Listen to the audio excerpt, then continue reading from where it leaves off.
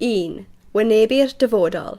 Be dwi'n trio gwneud wrth gyflwyno'r fy syniadau i ceisio cael pobl i gofio ein bod ni'n byw ar blaned.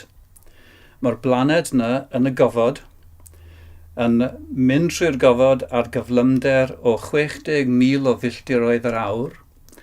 A'r blaned honno sy'n ein cynnal ni mewn gwirionedd. Haen denau iawn o awyr, a chydig iawn o ddŵr glân, a chydig iawn o bridd mwyn i ni dyfu bwyd. Ac i ni erbyn hyn yn effeithio niweidiol ar bob un o'r pethau pwysig hynny.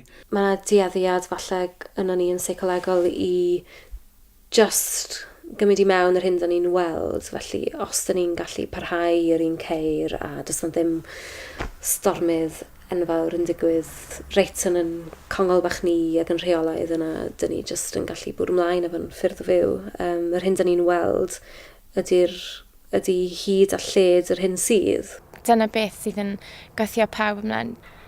Bod y syniad mwy ofnadwy o'r dyfodol i weld mor bosib.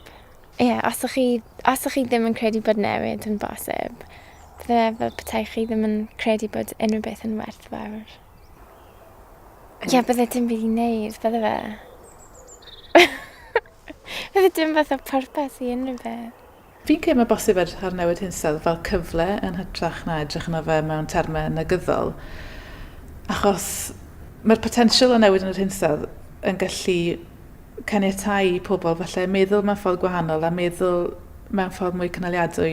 So fi'n credu bod hwnna'n bwysig iawn i pido wrth o just meddwl am y negyddol trwy amser o'n meddwl amdano beth yw'r potentials sydd i gael yn y dyfodol. Beth sydd y fi diddordeb mawr yn ddod hyn o bryd yw'r syniad o creu economis bach hyfyw cynhaliadwy. Sut mae rhywun yn dygymod efo poeni am y dyfodol? Dwi'n meddwl mae peth gymaint yn hermau fy mhlant a falle problemau ymarferol maen nhw'n mynd i gael. Dwi'n meddwl am y peth fwy fel bod y byd anhygoel mae gael sydd yn llawn prydferthwch. Ond dyn ni ddim yn sylwi hanner yr amser yn bywydau.